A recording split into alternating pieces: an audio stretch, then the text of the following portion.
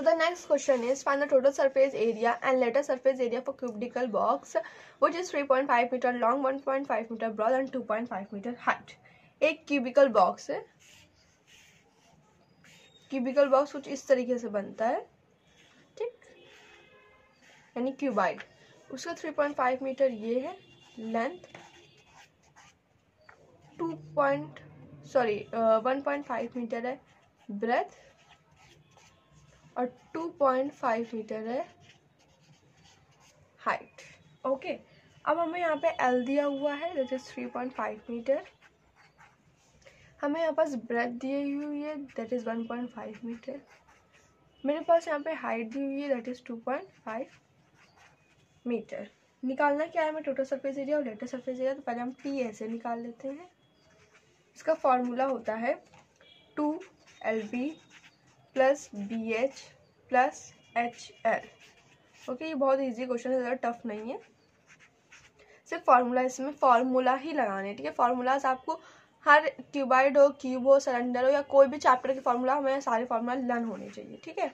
3.5 plus 1.5 plus 1.5 plus into 2.5 plus 2.5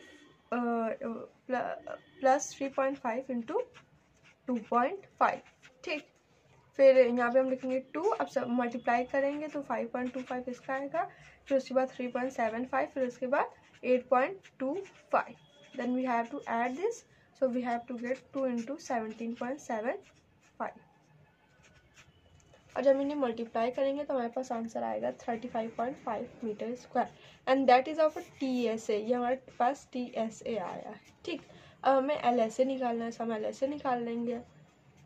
इसका formula होता है 2L प्लस B H. सो 2 length हमारे पास 3.5 दी हुई है, ब्रेथ 1.5 दी हुई है और हाइट 2.5 दी है. LSA का मतलब पता है ना, जितने एरिया में हम पेंट कर सकते हैं, ठीक है, यानी ये बाहर के एरिया को भी हम पेंट कर सकते हैं. हम जैसे ये एक पेन है, इसका हमें LSA निकालना है, लेटर सरफेस एरिया, मतलब ये बाहर का एरिया, ठीक है. टोटल सरफेस एरिया का मतलब ये बाहर का और इसके अंदर का भी. ओके, सो इन दोनों को हम ऐड करेंगे तो यहाँ पे इन दोनों को मल्टीप्लाई करेंगे तो भी आएगा 5. तो 5 into 5 is equal to 225 metre square and that is our answer. हमारे पास यहाँ पे LSA आ गया, यहाँ पे हमारे पास TSA आ गया. Okay, the volume of a cylinder is 2500 pi centimeter cube and its height is 49 centimeter.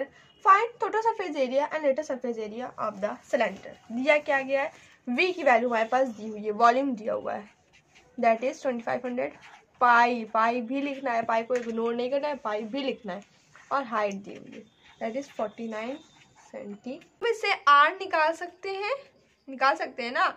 सो हम फॉर्मूला लगाएंगे V इज इक्वल टू 2500 पाई. इसका फॉर्मूला क्या होता है, वॉल्यूम का पाई आर स्क्वायर H. तो pi R square is equal 2500 pi. ये pi से पाई हो गया cancel. R square into 49, H की वैल्यू क्योंकि 49 इज इक्वल टू 2500. अब ये जो है ये इधर चला जाएगा डिवाइड पे, so r square is equal to 2500 upon 49. ये किसी भी शर्त पे कट नहीं रहा है तो इसको हम ऐसे रखेंगे. हम चाहे तो पॉइंट में से कर सकते हैं क्योंकि वो बहुत लंबा प्रोसेस रहेगा, तो इसलिए हम इसको ऐसे रखते हैं. और स्क्वायर को हम इधर ले जाएंगे तो वो स्क्वायर रूट बन के आ जाएगा. तो 2500 अपॉन 49. अब हम इसका स्क्वायर रूट निकाल सकते हैं. देखिए 2500 है, तो अगर हम इसका प्राइम फैक्टराइजेशन से निकालेंगे तो 50 आएगा. इसका 7 आएगा, 7 7 से होता है 49 है ना, 50 50 से होता है 2500, ठीक. और इसको ये हमारा क्या आया, what is this is R की वैल्यू, ये आर की वैल्यू आ गई. हम चाहें तो इसे पॉइंट में चेंज कर सकते हैं, मैं नहीं चेंज कर रही हूँ, मैं इसको ऐसे ही रखी हूँ, ठीक है. अब हमारे पास V आ गया, H आ गया, R आ गया. अब हमें TSA निकालना है और LSA निकालना है, तो हम निकाल लेंगे easily. So we will write TSA is equal, formula is 2 pi R plus H या H प्लस R, ठीक. सो 2 इंटू 22 अपॉन 7, रेडियस है 50 upon 7, 50 upon 7 plus height is 49. Then we have to solve this. कैसे solve करेंगे, यहाँ पे कुछ नहीं है डिनोमिनेटर में तो 1 राइट कर लेंगे, देन इन दोनों का एलसीएम लेंगे तो 7 ही आएगा। यहाँ पे हो जाएगा, यहाँ पे 7 1 से मल्टीप्लाई होगा क्योंकि 7 1 7 होता है, ये 1 7 7 होता है तो ऊपर भी 7 से मल्टीप्लाई होगा। और इसे सॉल्व करेंगे जब तो हमारे पास आएगा 393/7। ठीक, इस तरह से 1 से 50 को मल्टीप्लाई करेंगे, 7 से 49 को मल्टीप्लाई करेंगे, दोनों को ऐड करेंगे तो 393 आ जाएगा अपॉन 7।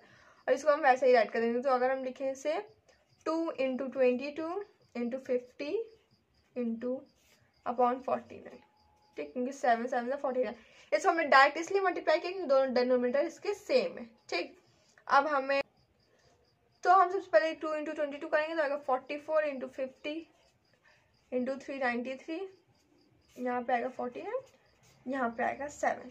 ठीक, कितना समझ में आया।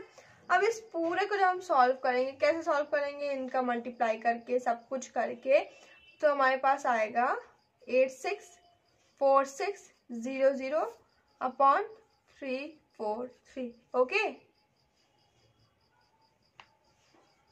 ओके, ये आ गया 343। अब हम इसको इससे डिवाइड कर देंगे।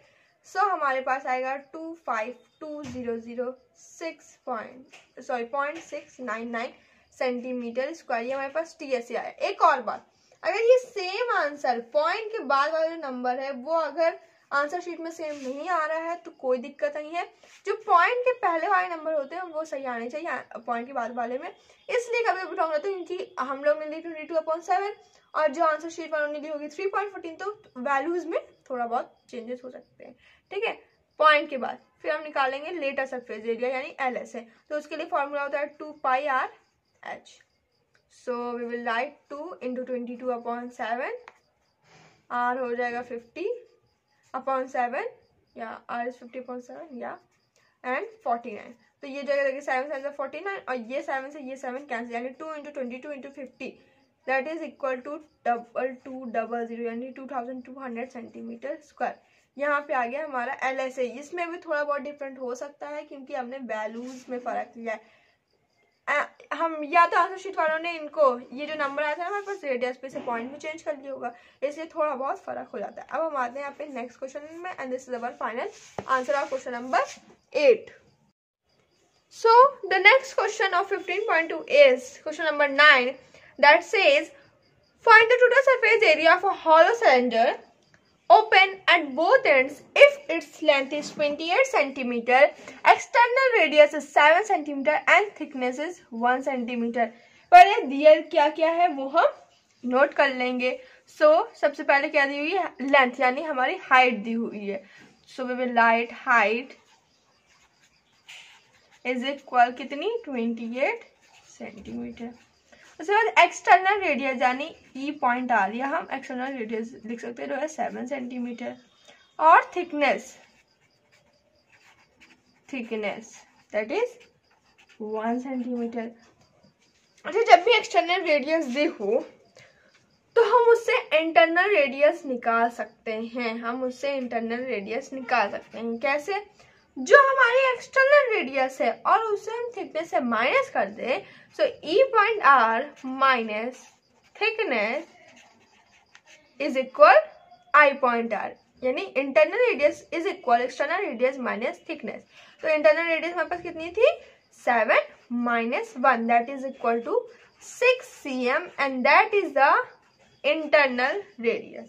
ठीक, अब हमें निकालना क्या है, हमें टोटल सरफेस एरिया निकालना है एक हॉलो सिलेंडर का। हॉलो सिलेंडर का मतलब पता है ना, जो सिलेंडर खोखला हो, ठीक है, जो दोनों एंड पे खुला हो। ठीक है, ये एक सिलेंडर है, ये दोनों एंड पे खुला है। ठीक, और जो सिलेंडर दोनों एंड से बंद होता है उसे हम नॉर्मल सिलेंडर कहते हैं और इसे हम हॉलो सिलेंडर कहते हैं। हमारी आ गई इंटरनल रेडियस। ठीक, हमें निकालना क्या है, TSA निकालना है और LSA निकालना है। तब हम TSA LSA निकाल पाएंगे। So we will write TSA is equal, hollow cylinder है, फॉर्मूला तो याद ही होगा 2πR + R